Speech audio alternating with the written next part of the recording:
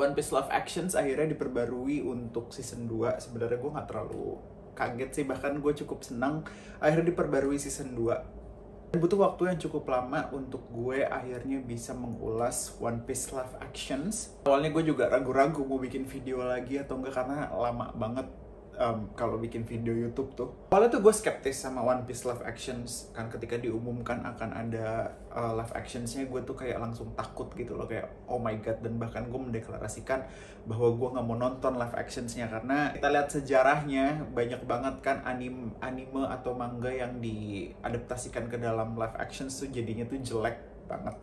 Dan sampai akhirnya trailernya tuh keluar, gue ngerasa kayaknya gue mau deh memberikan kesempatan untuk nonton One Piece Live Actions. Secara umum, One Piece Live Actions ini banyak kritiknya itu justru datangnya dari fansnya One Piece. Karena untuk orang-orang yang baru nonton, itu kayak jadi pintu masuk untuk mereka mengenal dunia One Piece. Dan akhirnya banyak juga yang akhirnya setelah nonton live actionsnya mereka jadi baca komiknya atau mereka nonton animenya. Cara gue nge-review itu gue tonton 2 kali. Jadi gue nonton 1 season pertama itu tuh untuk fanboying aja. Dan secara umum saat gue nonton pertama kalinya gue ngerasa seneng gitu. Maksudnya gue nggak ngerasa oh ini gagal nih, ini jelek atau gimana gitu. Kayak kakak gue yang nggak nonton One Piece tuh bilang dia itu bagus deh gitu. Dan teman-teman gue nggak nonton One Piece jadi ngikutin One Piece karena live actionsnya. Lalu gue nonton lagi kedua kalinya dan ketiga kalinya, dan kali ini gue berusaha untuk sedikit lebih objektif gitu, untuk ngelihat hal-hal apa sih yang gue suka dan hal apa yang gue nggak suka. Sekarang gue masuk ke dalam penilaian umum dulu. Secara keseluruhan gue ngerasa One Piece Live Actions ini cukup gue ngerasa tertarik gitu. Walaupun ada beberapa hal yang menurut gue tuh kurang suka gitu, atau gue agak sedikit kritis melihatnya gitu dari segi cerita ya. Yang pertama adalah keterlibatan Garp. Sebenarnya gue nggak masalah dengan keterlibatan Garp di awal gitu, tetapi yang menjadi permasalahan adalah ceritanya Garp ini sama Koby sama Helmeppo ini itu tuh banyak banget ngambil bagian gitu, sehingga banyak karakter-karakter utama yang menurut gue seharusnya bisa berkembang tapi akhirnya nggak berkembang gitu karena kebanyakan cerita dari Garp dan teman-temannya. Cerita kayak ada beberapa penempatan karakterisasi yang seharusnya nggak ada di situ. Misalnya gue ambil contoh di ceritanya Usopp. Kalau kalian, menurut gue di ceritanya Usopp itu tuh nggak terlalu banyak yang bisa kita ambil tentang Usopp gitu. Di flashbacknya pun juga nggak menceritakan banyak bagaimana hubungan Usopp sama ibunya. Tahu-tahu ibunya meninggal aja gitu kan, sakit gitu. Terus di ceritanya Usopp tuh ada flashbacknya Zoro. Di sini menurut gue tuh kayak miss opportunity banget gitu untuk justru menjelaskan karakterisasi dari Usopp gitu, karena ceritanya Zoro dimasukin ke dalam arc-nya Usopp itu tuh kayak out of nowhere gitu, out of the blue, dan gue kurang suka di bagian itu. Menurut gue akan jauh lebih masuk akal kalau seandainya ceritanya Zoro itu masuk di dalam ceritanya Sanji di saat Zoro sekarat gitu kan. Di situ kita bisa, menurut gue flashbacknya tuh jauh lebih masuk akal aja gitu daripada ada di dalam ceritanya Usopp. Dan yang membuat gue cukup bingung itu adalah keterlibatan Jin sama Don Krieg di ceritanya Sanji tuh hampir non-existent, hampir nggak ada. Padahal alasan gue bisa melihat Sanji adalah orang baik itu ya karena dua tokoh ini, Don Krieg sama si Jin ini, tapi ternyata dihilangkan gitu. Selain gue juga mengerti kenapa mereka tidak dilibatkan terus langsung masuk Arlong ada di Baratie. Ini karena keterbatasan ya 8 episode tadi itu ya, dan menurut gue sebenarnya harusnya ceritanya ini bisa diselesaikan dalam 10 episode, tapi nyatanya itu hanya di 8 episode. Dan menurut gue suatu keputusan yang berani sih untuk Netflix yang langsung ngerilis One Piece itu langsung 8 episode, karena tadinya gue pikir akan jauh menarik perhatian penonton itu kalau misalnya di review per episode gitu kan, sampai 8 episode setiap minggu, tapi ternyata langsung 8 episode. Terus dari segi dialog, ada beberapa dialog yang menurut gue tuh cukup cringe sedikit gitu, tapi secara umum sih menurut gue masih oke lah gitu. Ada beberapa fight scene yang gue perhatikan tuh jadi cukup kaku gitu, apalagi berantemnya si Luffy gitu kan ya. Gue memahami karena ini mungkin keterbatasan CGI-nya gitu, mahal kan ya untuk bikin kayak gitu.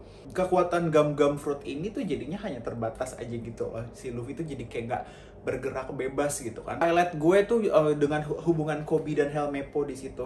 Beberapa scene yang menurut gue tuh nggak guna mereka ada di situ gitu, tapi gue senang hubungan Koby sama Helmeppo tuh diceritakan di situ. Helmeppo ini ngajarin Koby bahwa dunianya Marine tuh nggak sebersih yang lo kira gitu, masih banyak hal-hal yang lo nggak tahu dan harus lo pelajari. Hal-hal seperti itu yang membuat gue sedikit mengapresiasi keterlibatan mereka berdua di seluruh rangkaian cerita One Piece live actions. Sekarang gue masuk ke characterizations atau karakterisasi. Gue suka sama penampilannya Iñaki Godoy sebagai Luffy. Gue ngeliat apa yang dia coba lakukan itu, emang dia mencoba membuat karakternya Luffy sendiri itu seperti apa gitu. Tapi kalau misalnya lo perhatikan, esensnya Luffy itu di manga ataupun di anime yang carefree dan yang lain-lainnya itu menurut gue tuh masih bisa digambarkan sama Iñaki. Ada beberapa dialog menurut gue cukup cringe, tapi I think he makes it works. Makenyu as Zoro. Itu pertama kali gue ngeliat Zoro di One Piece live actions, sama komentar gue tuh kayak cewek-cewek dan cowok-cowok kebanyakan kayak, wah gila ini orang tuh keren banget gitu ya. Dan gak usah dipungkirin lo suka sama dia karena dia tuh hot dan dia ganteng, makanya lo demen sama dia. Ya enggak? Gue pun mengakui itu. Tapi ketika gue mencoba menganalisis lebih dalam lagi, sayangnya karakterisasi Zoro ini adalah the least favorite gue. Gue tuh kurang suka sama karakterisasinya Zoro. Sebelum kalian ngomel-ngomel, gue kasih tahu dulu alasannya. Menurut gue, Makenyu tuh menggambarkan Zoro tuh terlalu cold atau terlalu dingin. Padahal kalau emang mau ngelihat source materialnya Zoro pre-time skip itu tuh masih ada ketawanya, kayak masih ada rasa-rasa konyolnya deh gitu. Tapi gue tidak menemukan itu gitu. Gue tidak menemukan itu saat Makenyu memerankan Zoro. Ngelihat karakternya Zoro yang diperankan sama Makenyu ini jadi kayak satu dimensi aja gitu. Kayak ya udah, he's a cool guy, dia dingin gitu, tapi that's pretty much it gitu untuk dari segi karakterisasi. Walaupun ya gue nggak bisa memungkiri ya cara permainan pedangnya dia dan lain-lain, fight scene-nya dia tuh bagus gitu, tapi secara karakterisasi gue kurang menikmati yang diperankan oleh Makenyu. Gue yakin banyak yang gak setuju sama gue, tapi itu yang gue rasain.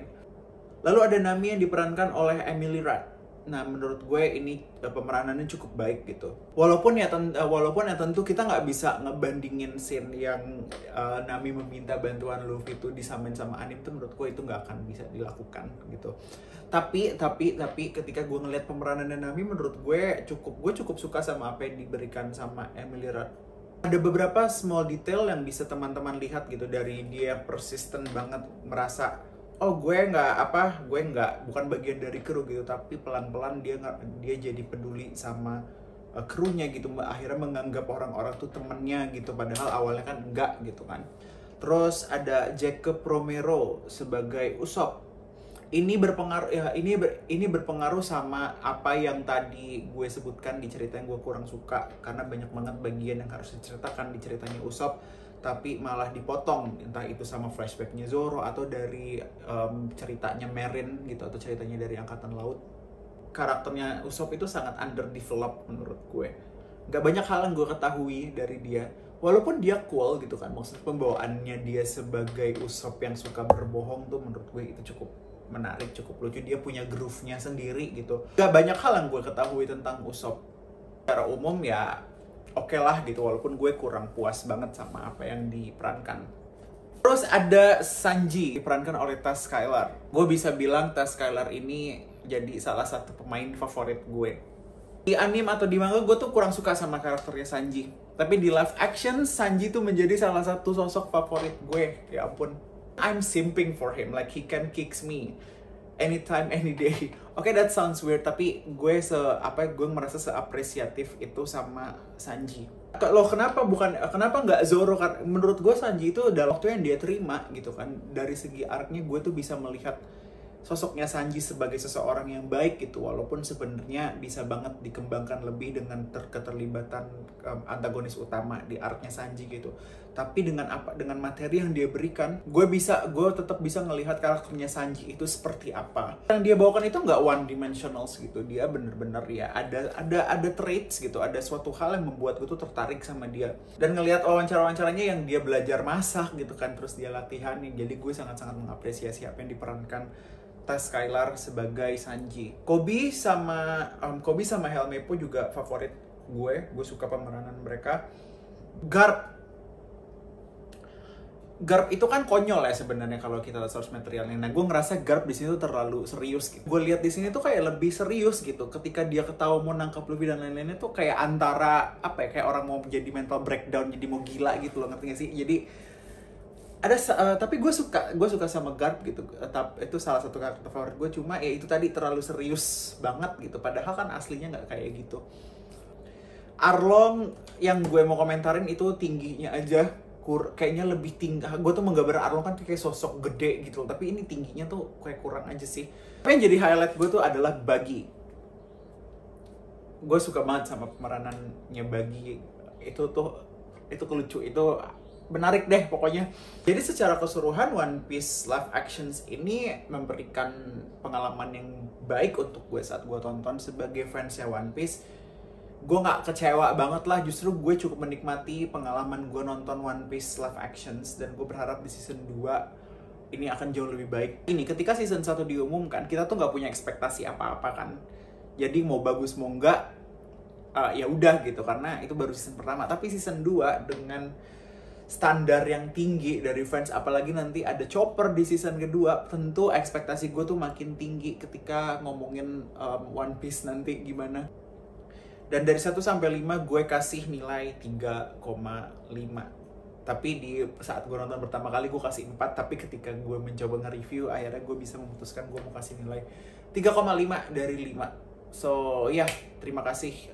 Gimana menurut kalian tentang One Piece live action? Tulis di kolom komentar, dan sampai jumpa di video berikutnya teman-teman. Bye.